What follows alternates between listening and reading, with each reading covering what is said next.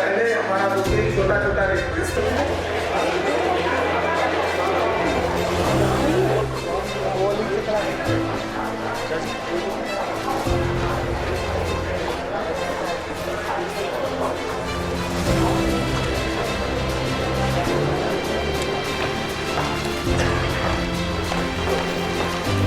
हमारे ऋषि मुनियों ने कहा था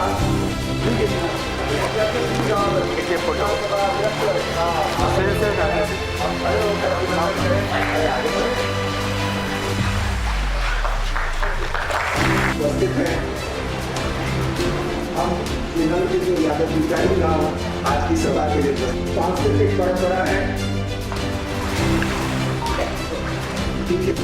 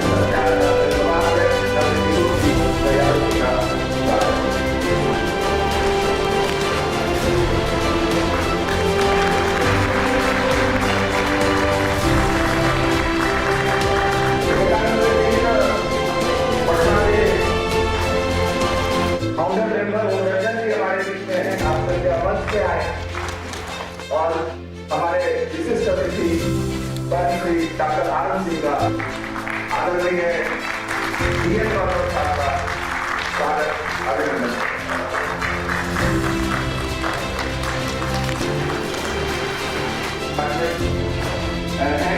आपको क्या है और कार्यक्रम में हमारे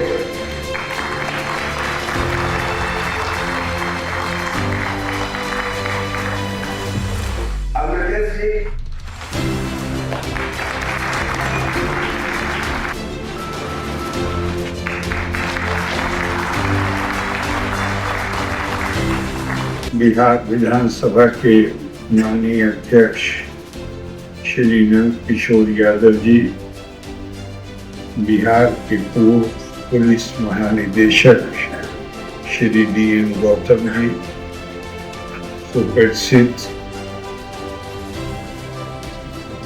चिकित्सक जो केवल चिकित्सा के क्षेत्र में नहीं बल्कि लोक कल्याण के क्षेत्र में अद्भुत काम जिन्होंने किया है। मैं खुद उन जगहों पर गया हूँ। Padma Shri doctor RN. सिंह जी, विवेकानंद केंद्र के उत्तर पूर्वांचल के संपर्क प्रमुख एवं अरुणाचल प्रदेश के प्रांत संगठक श्री रूपेश माथुर जी, विवेकानंद केंद्र पटना के परिपोषक सदस्य श्री ज्ञानेश्वर शर्मा जी एवं श्री निर्मल कुमार श्रीवास्तव जी, यहाँ इस हॉल में उपस्थित सभी देवियों और सज्जन, आज हम स्वामी विवेकानंद द्वारा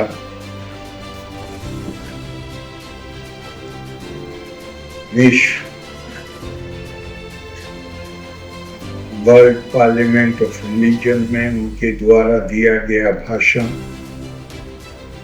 उसके परिप्रेक्ष्य में विश्व बंधुत्व दिवस मनाने के लिए यहाँ जमा हुई। मैं अपने आप से सवाल करता हूँ कि हम बहुत लोग, मैं भी उनमें शामिल हूँ, हम बहुत जगह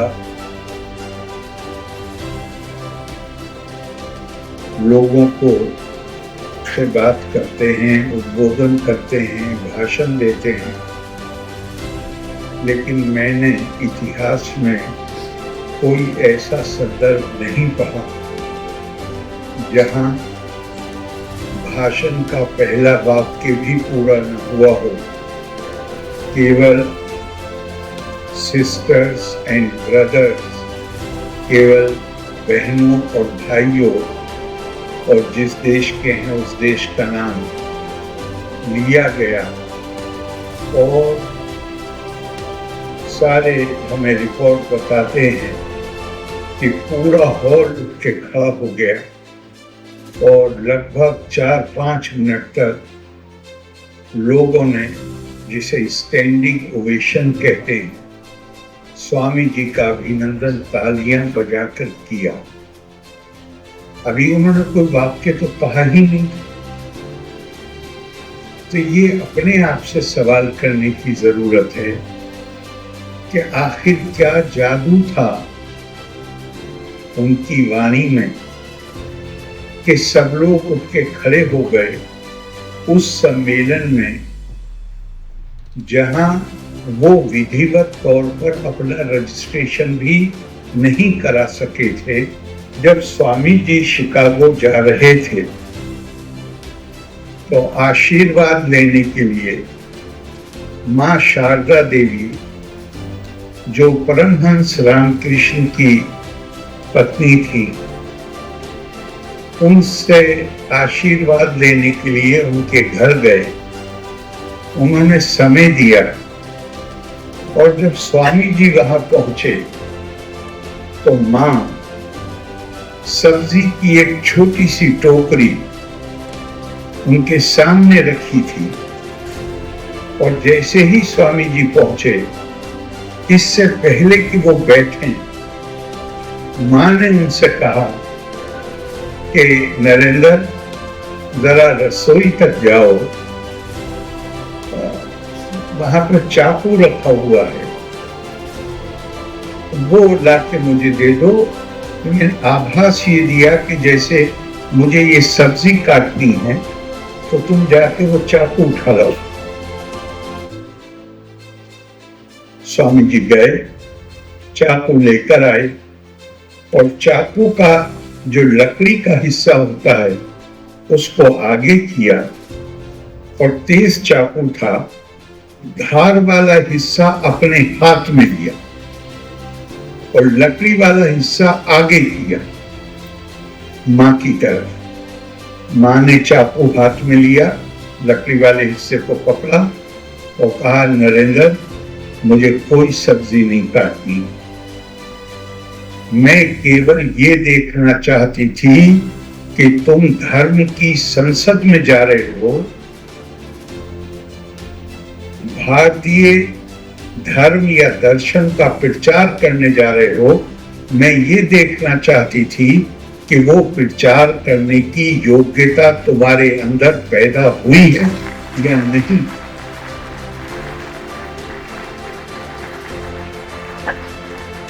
अगर तुमने लोहे का टुकड़ा मेरी तरफ दिया होता तो मैं निश्चित ही तुम्हें जाने से मना कर देती।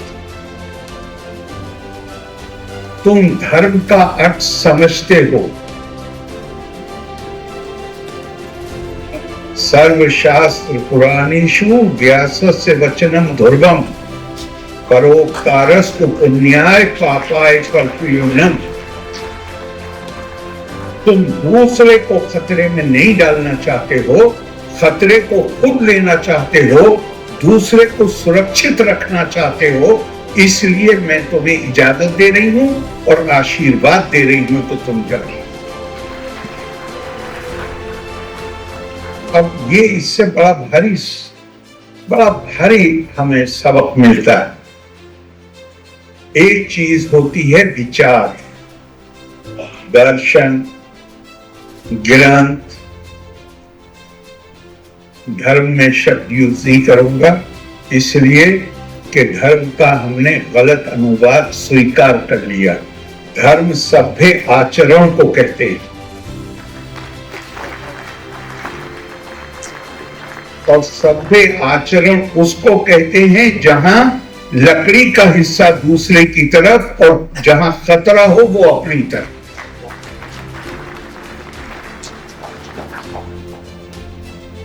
तो एक होता है विचार, जब उस विचार को जिन्हें हम सद्विचार कहते हैं, जब हम उन्हें आचार में उतार लें, उसके बाद ही हमें प्रचार करने का अधिकार मिलता है। स्वामी जी के शब्दों में दिल से जो बात निकलती है असर रखती है, पर नहीं ताकते परवाज मगर रखती। स्वामी जी के केवल 2 शब्दों में पूरे माहौल को गरमा दिया, क्योंकि स्वामी जी के शब्दों के पीछे आचार की शक्ति थी।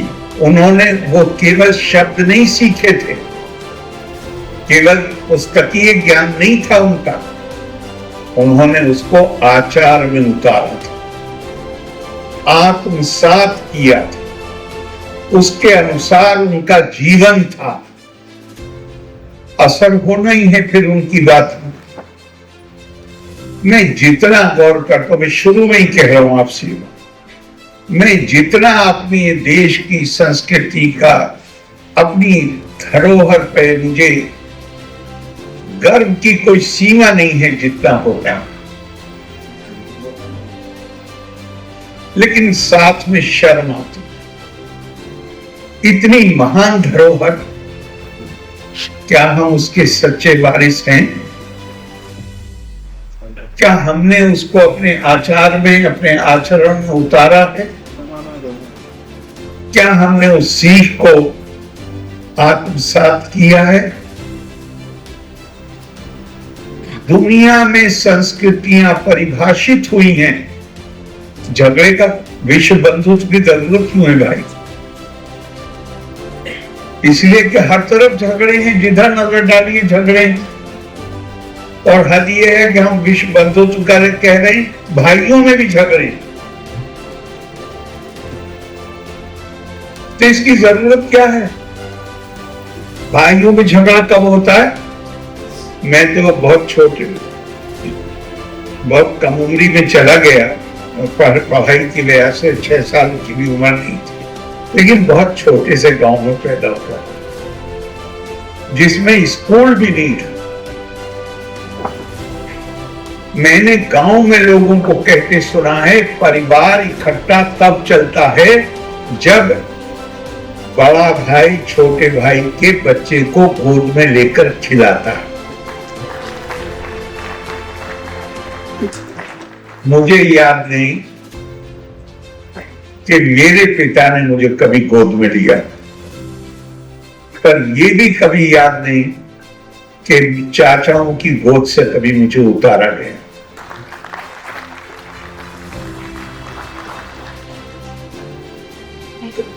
झगड़ा होता कब है? बंधुत्व की जरूरत क्यों है? जहां मेरे मन में ये भावना आ जाए कि मैं आपसे श्रेष्ठ हूं। मानव के अंदर सारी साधु प्रवृत्तियां भी हैं और असाधु प्रवृत्तियां, वो साधु भावनाएं भी हैं, दोनों दबी हुई हैं। तो मैं आपसे निवेदन कर रहा था कि दुनिया में झगड़े क्यों हैं?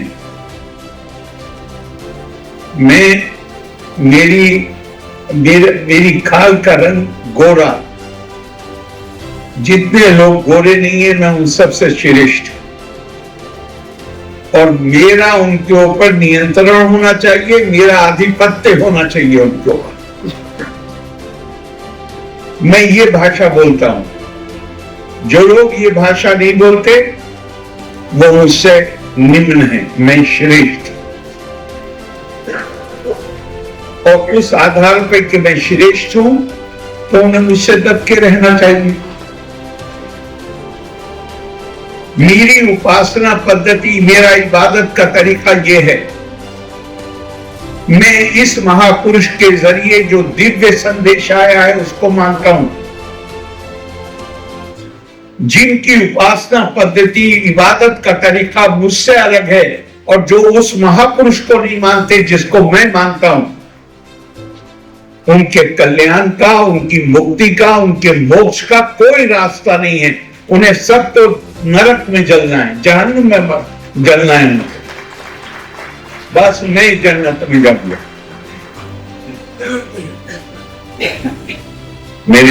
मैं अगर व्यभिचार कर रहा हूं, मेरे अंदर अगर मैं बुरे काम कर रहा हूं, तो भी मुझसे कहा जाएगा कि नहीं, थोड़े वक्त के लिए सजा मिल सकती है, लेकिन जाओगे जन्नत, स्वर्ग में जाओ।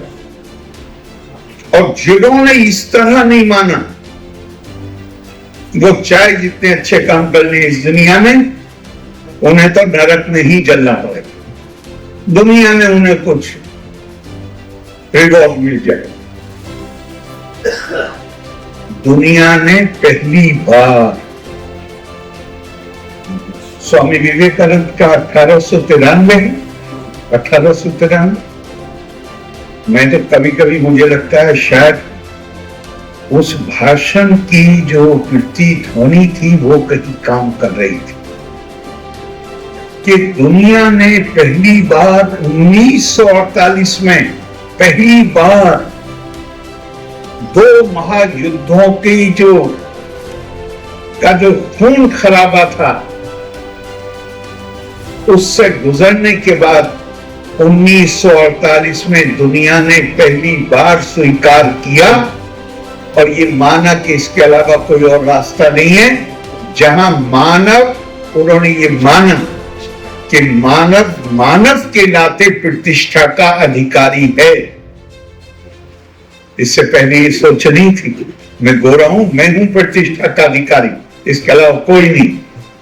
मैं फला उपासना पद्धति को मानता हूं, केवल इज्जत मेरे लिए है, किसी और के लिए नहीं। मैं ये भाषा बोलता हूं, मैं बड़ा हूं। पहली बार 1948 में दुनिया ने यूनाइटेड नेशंस के माध्यम से एक घोषणा की मानव अधिकार की और उसको माना कि ये जितने अधिकार जिन्हें हम मानव अधिकार कहते हैं, जो हमारे संविधान में भी हैं, कहा कि ये मानव प्रतिष्ठा की कल्पना में से निकलते हैं। मानव बहैसियत मानव के प्रतिष्ठा का अधिकारी है। अगर हम ये मान लें कि हम सब बराबर हैं और प्रतिष्ठा के अधिकारी हैं, तो झगड़ा कहां होगा? लेकिन कानून आप बना लीजिए, सदियों की जो आदतें हैं वो तो नहीं बदलती, वो तो बड़ी मुश्किल से बदलती हैं। लिहाजा 48 के बाद स्थिति सुधरी, लेकिन जंगें बंद नहीं हुई पूरी तरह। अब मैं दुनिया की बात कर रहा था और आलोचना बिल्कुल नहीं, केवल विश्लेषण। भारतीय सभ्यता, भारतीय संस्कृति, भारतीय दर्शन 1848 में नहीं, 1748 में नहीं, आज से लगभग 5000 वर्ष पहले भारत के महर्षियों ने, भारत के मनीषियों ने घोषणा की, अहम ब्रह्मास्मि तत्त्वमसि। उन्होंने कहा मानव की प्रतिष्ठा है। हमारे महर्षियों ने कहा मानव के अंदर दिव्यता है। दिव्यता का मानवीयकरण और मानव का दिव्यकरण, ये भारतीय संस्कृति का अनूठा योगदान है। शंकराचार्य का अद्भुत कार्य ये नहीं है कि 4 मठ बनाए, बिल्डिंगों से कुछ नहीं होता है।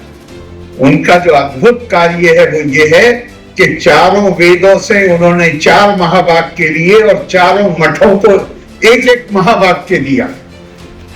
अहम ब्रह्मास्मि तत्त्वमसि, अयम आत्मा ब्रह्मा प्रज्ञानम ब्रह्मा। चारों का अर्थ मानव की दिव्यता के सिद्धांत को प्रतिष्ठापित करना। मानव के अंदर दिव्य को देखो, दिव्यता को देखो। देहो देवालय प्रोक्तो जीवो देवा सदा शिवा। ये जो मानव शरीर है, ये मानव शरीर परमात्मा का मंदिर है।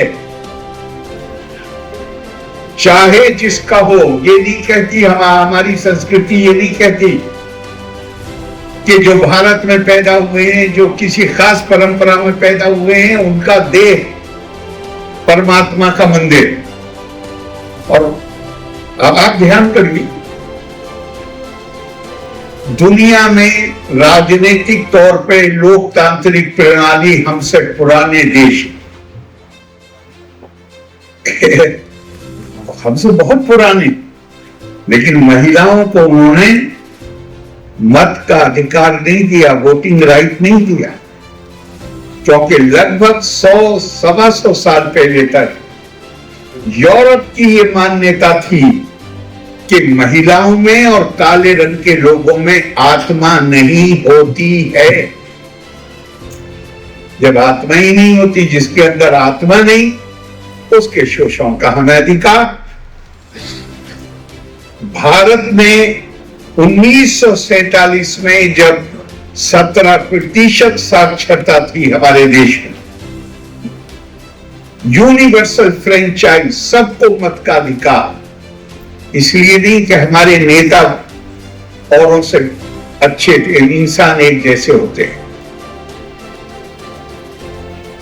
हमारी संस्कृति हमें ये इजाजत नहीं देती थी कि हम महिला और पुरुष के बीच में विभेद कर सके। महिला और पुरुष को तो छोड़ दीजिए,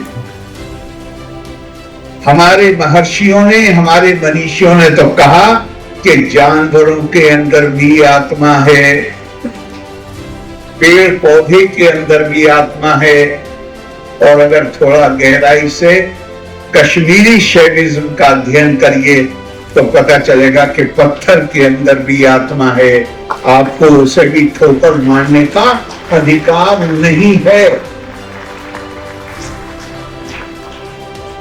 तो अगर दुनिया ने 1948 में मानव प्रतिष्ठा स्वीकार की तो क्यों की? क्योंकि हम मानव की दिव्यता की कल्पना को दुनिया को बताने में नाकाम रहे, इसलिए मुझे शर्म। हम बता ही नहीं पाए, और बताएंगे कब? बताने का हक किसे होता है? स्वामी विवेकानंद, जिसके बताने से पहले ही लोग उठ के खड़े हो जाते हैं, उसका भी निंदन कर दीजिए, चूंकि वो उनके आचरण का हिस्सा है। हम सौभाग्यशाली कि हमारे यहाँ स्वामी विवेकानंद, हमारे यहाँ रामकृष्ण परमहंस, आखिरकार ढाला तो उन्होंने ही था, स्वामी विवेकानंद। और हमारी संस्कृति में कहा गया है कि जब जब अंधकार छाएगा तो उस अंधकार को तोड़ने के लिए कोई प्रकाश पुंज पैदा होगा। ये वादा तो मैं तो उसी तरह देखता हूं। देखिए, गौर करिए, एक लंबे जमाने की गुलामी, चाहे कोई बहुत उदार शासक रहे हो या उदार ना रहे, कोई विदेश से आके और चंद घोड़ों के साथ जिधर को निकले उधर कब्जा करता चला जाए, कोई तो हमने समाज में कमजोरी पैदा की थी कि कोई उठ के खड़ा नहीं होता। तुलसीदास जी ने रामायण में लिखा है, कोई निरत हो हमें कहानी, दासी का बन जई है रानी। एक बड़ी तादाद इस देश में जिनको ये लगता था हमारी कोई स्टेट ही नहीं है सोसाइटी में, मुझे कपड़े धोने हैं, राजा ये हूं या ये हूं, मैं तो कपड़े ही धोऊंगा।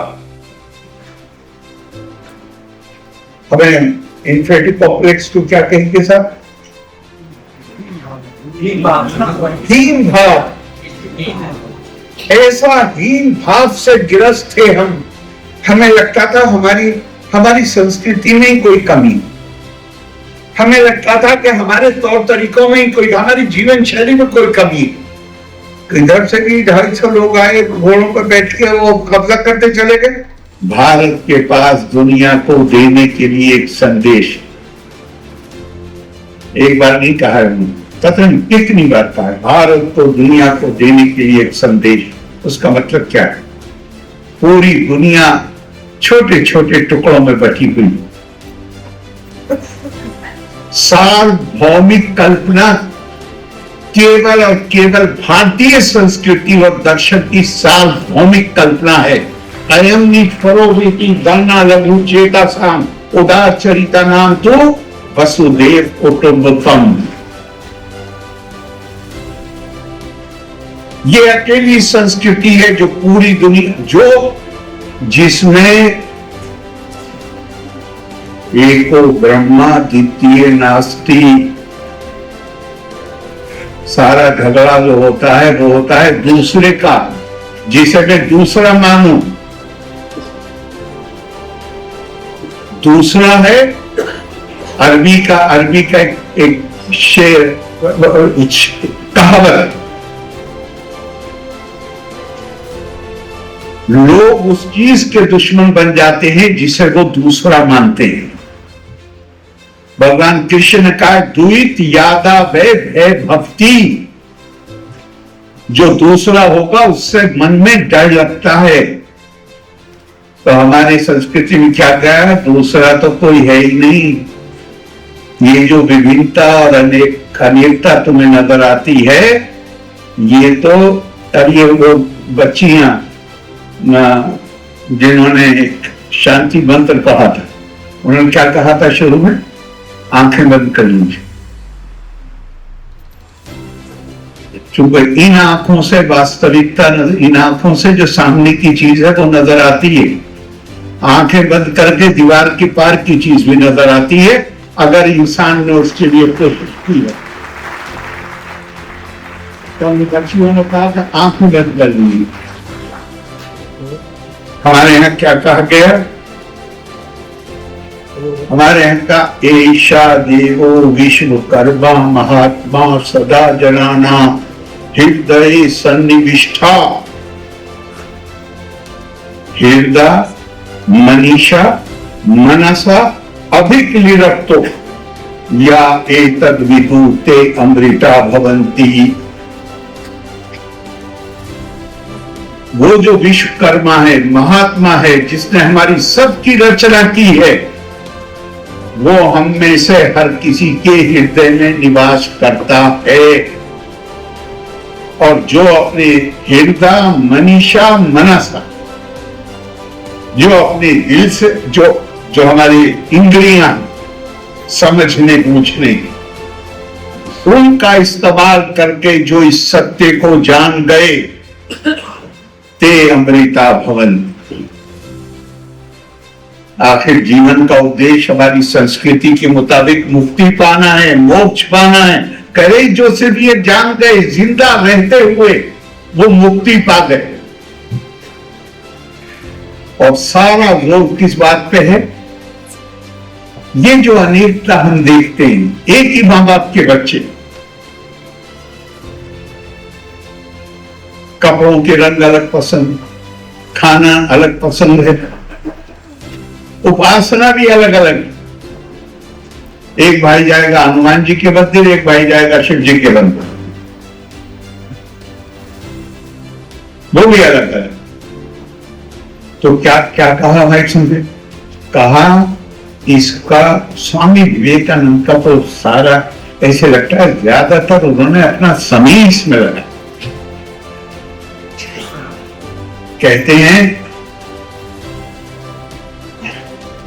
सिस्टर निवेदिता को अपने खत में लिखते हैं, कहते हैं माई mission can be explain in simple words.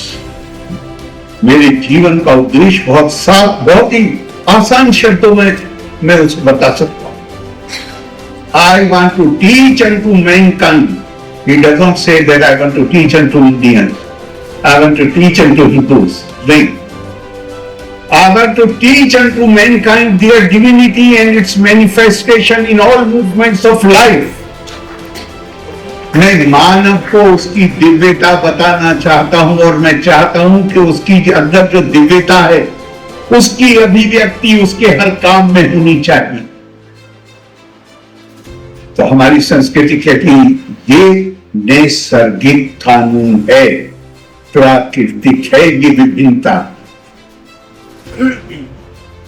इसका सम्मान करो, इसको स्वीकार करो। दुनिया में जो कल्पना है मानव की जो सृष्टि हुई, तो वो कल्पना है कि जैसे कुम्हार और उसके बर्तन, कुम्हार अलग है, बर्तन अलग है, और सब जितने भी खासतौर से सेमिटिक रिलीजन्स, फिर उन्होंने फैसला किया कि मुझे मानव की रचना करनी। हम भी मानते हैं 5 एलिमेंट वगैरह वगैरह, लेकिन भारत में क्या कहा गया? सो कामा यथा बहुश्याम प्रजा ये की। और जब परमात्मा तत्व ने ये कामना की कि मैं अपनी प्रजा को पैदा करने के लिए बहुरूप हो जाऊं, तो आप क्या हैं? आप परमात्मा का एक रूप है, मैं परमात्मा का दूसरा रूप। ऐसे ही नहीं कहा देहो देवालय फिर जीवो देवा कदाचित। मानव का किसी रूप में अपमान न करना, फिरता है जमाने में खुदा भेष बदल कर।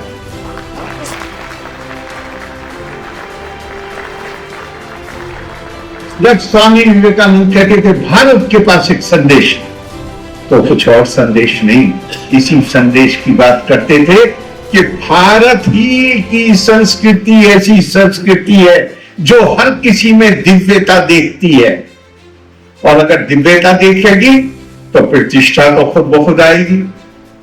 मंदिर पे जाके मैं धूल तो फेंकूंगा नहीं, होली चढ़ाऊंगा, फिर तो आपके जितने मानव अधिकार हैं वो खुद ब खुद सुनिश्चित हो जाते हैं।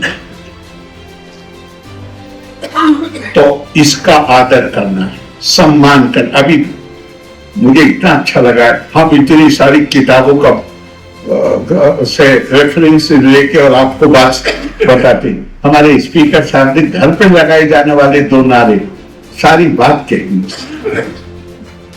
सारी बात कहती।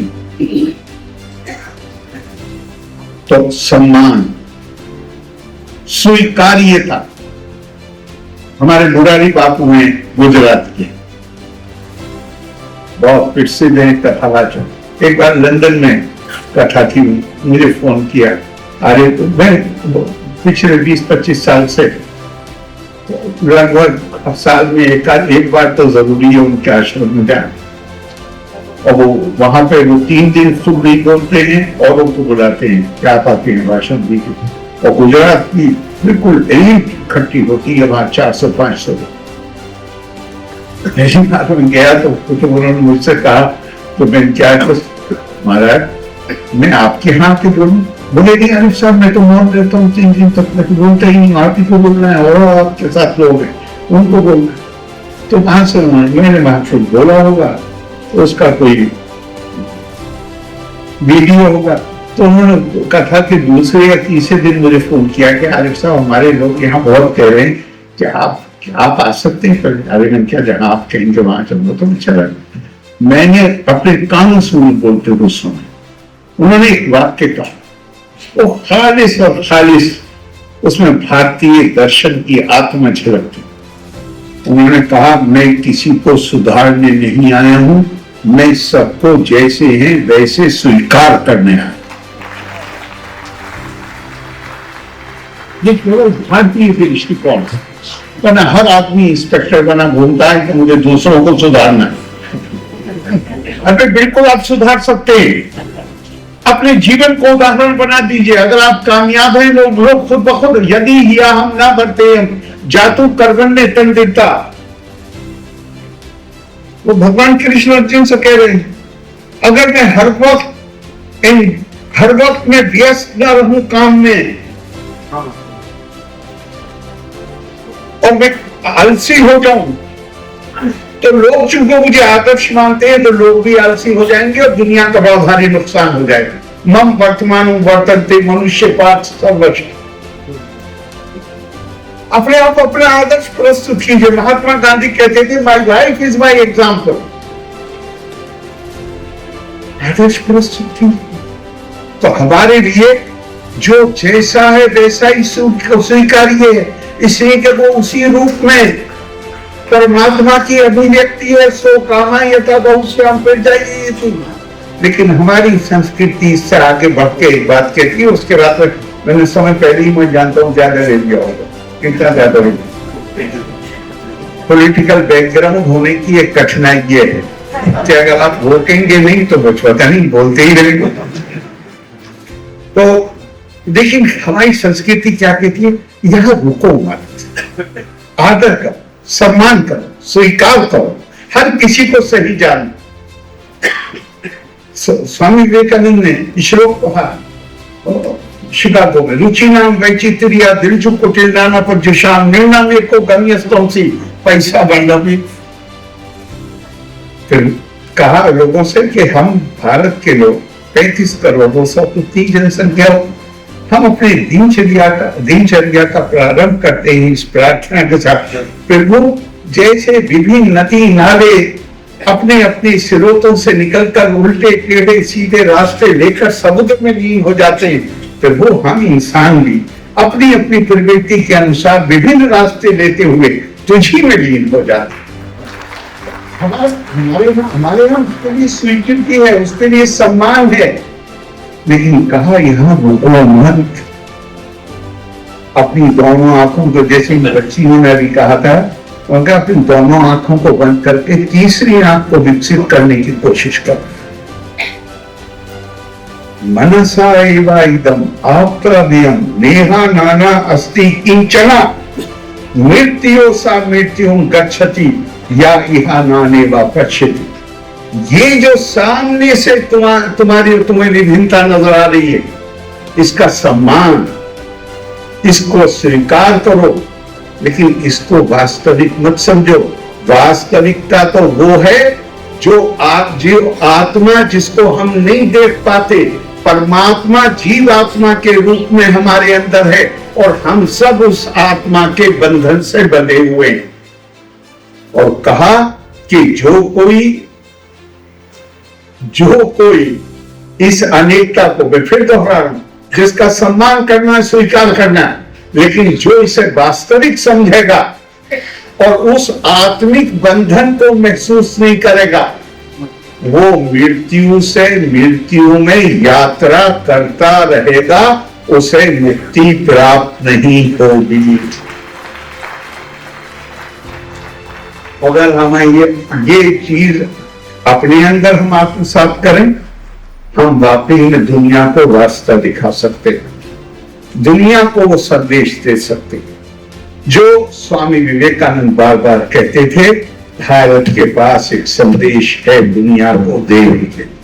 मुझे पूरा विश्वास है कि हम फिर जो स्वामी जी ने हमारे अंदर एक नया आत्मविश्वास और आत्मसम्मान का भाव पैदा किया अपनी संस्कृति के लिए, अपने दर्शन के लिए, हम उसको हमारे प्रधानमंत्री पंचपुराण में कहते, अपनी संस्कृति को समझिए, समझेंगे तो आपको उस पर गौरव का अनुभव होगा। प्रसिद्ध चिकित्सक पद्मश्री डॉक्टर आनंद सिंह जी, पूर्व वार्षिक महानिदेशक श्री डी.एन. गौतम जी, श्री रुपेश माथुर जी, श्री निर्मल कुमार श्रीवास्तव जी, श्री ज्ञानेश्वर शर्मा जी और मन के संचालक श्री अजीत मिश्रा जी, सभागार में उपस्थित सभी सम्मानित भाई बहन,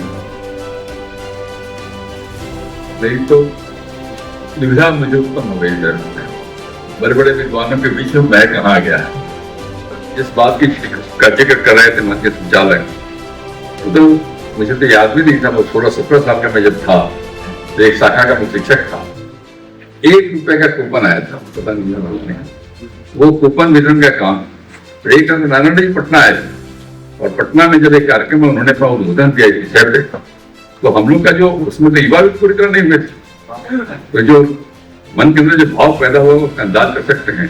मैं तो समझता हूँ कि केवल एक गिलहरी की भूमिका हमारी होगी बाकी लोगों ने, बड़े बड़े लोगों ने काम किया, वो स्मारक का निर्माण जब हो गया, मैं गया तो आप कल्पना नहीं कर सकते कि मेरे मन में कैसा भाव है। मैं साक्षात दंडवत हो गया। तो बेटी बात है, आज जब हम सब लोग यहाँ इकट्ठे हुए हैं और बात कर रहे हैं विश्व बंधुत्व दिवस की, तो ये जो अमर संदेश है स्वामी विवेकानंद जी का, मानवता को भाईचारे, स्वास्थ्य, सार्वभौमिक सद्भाव का जो मार्ग उन्होंने दिखाया है, उसके बारे में आज चर्चा करने के इकट्ठे हुए।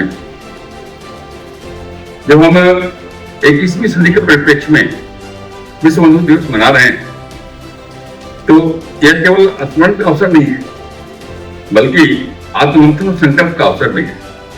आधुनिक वैश्विक चुनौतियां हमारे सामने अनेक जटिल प्रश्न खड़े कर रही हैं। हम चाहे जितनी बात करें, क्योंकि बदलते हुए परिवेश में हम अगर इन बातों का विचार नहीं करेंगे तो शायद ये सार्थक नहीं हो पाए। जलवायु परिवर्तन, बढ़ती असमानता, आतंकवाद, सांप्रदायिक तनाव, डिजिटल विभाजन, युद्ध की आशंका और नैतिक मूल्यों का संकट, ये सभी मानवता को विभाजित करने वाले कारक। ऐसी स्थिति में विवेकानंद जी का संदेश और सांघिक होता है। उन्होंने स्पष्ट कहा था कि सभी धर्म मानवता को सत्य और शांति की ओर ले जाते हैं, और हम हर मत, पंथ और संस्कृति का सम्मान करना चाहिए हमें, ऐसा उन्होंने कहा था। नई पीढ़ी के लिए दिवस विशेष महत्व रखता है कि आज कई बार तकनीक, विज्ञान और ज्ञान की दृष्टि से अत्यंत सक्षम है। इंटरनेट और अब तो कृत्रिम बुद्धिमत्ता जैसे प्रगति ने उसे अपार अवसर प्रदान किए हैं। इन साधनों का उपयोग तभी सार्थक, नफरत और हिंसा फैलाने में किया जाएगा कि प्रगति विनाशकारी सिद्ध हो सकती है। इसलिए युवाओं का दायित्व है वे विवेकानंद के आदर्शों से प्रेरित होकर आधुनिक साधनों को सकारात्मक दिशा में प्रयोग करें। साथ ही पर्यावरण संरक्षण और सतत विकास आज की सबसे बड़ी वैश्विक चुनौतियां हैं। युवा वर्ग को समझना होगा कि पृथ्वी केवल हमारी पीढ़ी की नहीं, बल्कि आने वाली पीढ़ियों की धरोहर। जलवायु परिवर्तन को रोकना, प्राकृतिक संसाधनों का संतुलित उपयोग करना और हरित जीवन शैली अपनाना भी विश्व बंधुत्व की भावना का हिस्सा है। महामहिम श्री राजपाल जी, श्री DN गौतम जी, जो पुलिस विभाग के बड़े अधिकारी महानिदेशक रहे हुए हैं, डॉक्टर RN सिंह, जो हड्डी रोग के बिहार और इंडिया के नहीं पूरे एशिया के सबसे बड़े डॉक्टर हैं। इस सभागार में उपस्थित सभी भाइयों बहनों, मैं विवेकानंद केंद्र कन्याकुमारी शाखा पटना की ओर से आप सभी की ओर से मैं आदरणीय सभी बंधुओं का स्वागत करता हूं एवं आभार व्यक्त करता हूं कि आज जो कार्यक्रम है उसके मुख्य वक्ता माननीय श्री राजपाल जी, जिन्हें मैं दूसरी बार इन्हें स्वागताचार्य के रूप में आज इनके बीच खड़ा हूँ कि 1912-13 की बात है जब के सहाय मेमोरियल यहाँ पटना में एक चलता है, और K Sahay institute of environmental and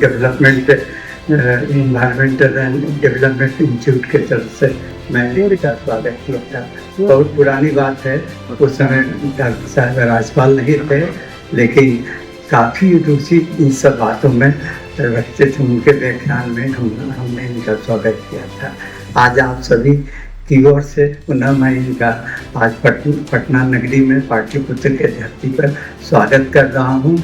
जो विषय है उसको हम लोग सुनने आए हैं। यह विषय आज सभी जानते हैं कि विवेकानंद जी ने शिकागो में अपना भाषण दिया था, उन पर इनका विशेष व्याख्यान होगा। हम लोग सभी इनके व्याख्यान को सुने और अधिक से अधिक लाभ उठाए। इन्हीं शब्दों के साथ मैं अपनी वाणी को समाप्त करता हूँ। स्वामी विवेकानंद विदेश में रहे और विविध देशों में उनका वक्तव्य हुआ। आने के बाद में और आने के पूर्व ही उनके मन में विचार चल रहा था कि अपने भारत का यदि पुनरुत्थान करना है तो वो संभव है संगठन के माध्यम से। और संगठन इस विचार को लेते हुए ही उन्होंने भारत भूमि पर कदम रखा और भारत की धूल से स्वयं को पवित्र किया। और तब से उनका मिशन हो गया कि संगठन शुरुआत करना है। और 3 संगठन वो शुरू करना चाहते थे। पहला संगठन सन्यासियों का संगठन, जो स्वामी विवेकानंद स्वयं ने रामकृष्ण मिशन के रूप में शुरू किया। दूसरा संगठन शुरू करना चाहते थे सन्यासिनियों का संगठन, जो शारदा मिशन 1956 में 56 में प्रारंभ हुआ। तीसरा ऐसा युवा भाई और बहनों का संगठन जो अपना सर्वस्व भारत भूमि के लिए अर्पण करते हुए इस भारत के लिए कार्य करें। और स्वामी विवेकानंद ने 1902 में कहा भी था कि आने वाले 50 वर्षों तक सिर्फ भारत भूमि ही हमारी आराध्य देव रहे और इस आराध्य देवी की हम पूजा करें और उसके लिए कार्यरत हो जाएं। और इसके लिए उन्होंने युवा भाई बहनों का आह्वान किया। यह तीसरा जो संगठन है, माननीय एकनाथ जी रानाडे ने 1972 में विवेकानंद केंद्र के रूप में शुरुआत किया। तो यह युवाओं को एकाग्रता की और यह अटेन्मेंट और डिटरमेंट, संयमित जीवन जीने की यदि शिक्षा, चरित्र की शिक्षा दी जाए तो निश्चित रूप से अपना भारत जो है वो आगे की ओर समृद्धशाली बनेगा। और यह युवा भारत के हाथ में वह भारत है। तो यह महाविद्यालय के लिए इस युवा भारत का आयोजन आज से यह शुरुआत होगा और पूरे बिहार प्रांत में ही इस प्रकार की योजना को लेकर जाया जा रहा है। हम सभी जानते हैं युवा का शब्द को यदि उल्टा कर दे तो वायु होता है। वायु यदि संयमित है तो वह पावर जनरेट करेगी और यदि असंयमित है तो आंधी के समान सबको उड़ा के लेके जाएगी। लेकिन एकनाथ जी रानाडे बताते हैं कि हमें अपनी समय और ऊर्जा का यदि हमने सदुपयोग कर लिया, सही रूप में करना जान लिया, तो निश्चित रूप से हम इस वायु को एक सही डायरेक्शन में लगाकर और हम ऊर्जा पैदा कर सकते हैं। यह जो युवा भारत का जो पोस्टर हमने बनाया है, आप उसको रिलीज करेंगे तो अच्छा रहेगा। धन्यवाद। आदरणीय श्री आरिफ मोहम्मद खान साहब, विधानसभा अध्यक्ष श्री नंद किशोर यादव जी, हमारे शुभचिंतक डॉक्टर आनंद सिंह, रुपेश ठाकुर जी, आदरणीय निर्मल जी, ज्ञानेश जी और यहाँ उपस्थित सभी आत्मीयजन। बचपन में हम रामचरितमानस का पाठ किया करते थे। उसमें सुंदरकांड में एक प्रसंग आता था जब हनुमान जी रावण के यहाँ बांध कर उपस्थित किए गए तो चौपाई थी, देख प्रताप न कपिमन शंका, जिन अहिगन गरुण आशंका। अर्थ भी कह लेते थे, सुन लेते थे, लेकिन समझ में नहीं आता था कि ऐसा होता कैसे होगा या क्या होगा, इस फिनोमेना क्या है। रावण के दरबार में वानरराज बंधे हुए हैं चैन से और उस वैभव को देख करके भी उनके मन में कोई डर नहीं है। जैसे सांपों के बीच में गर्व होता है, इन सबको तो ये तो सब मेरा भोजन है।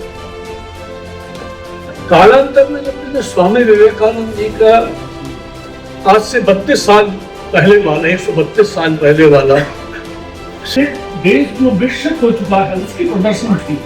उस प्रदर्शनी को घूमने में 7 दिन लगेंगे पूरा घूमने।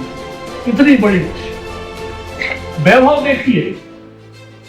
और वहां पर उपस्थित हर युवती ने उन्हें अपना भाई समझा। पहली बार पश्चिम में देखा भाई क्या चीज होती है, इतना पवित्र होता है भाई।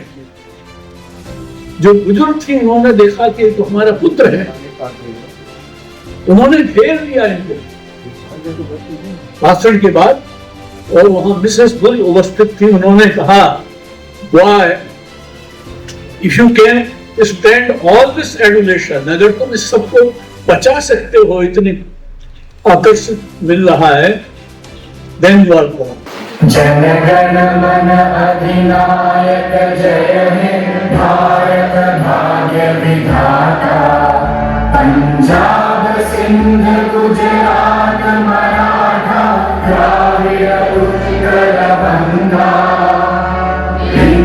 हिमाचल यमुना गंगा उच्चल जलधि तरंगा तव शुभ नामे जागे तव शुभ आशीष मांगे गाहे तब जय गाथा जन गण मंगल दायक जय हे भारत भाग्य विधाता।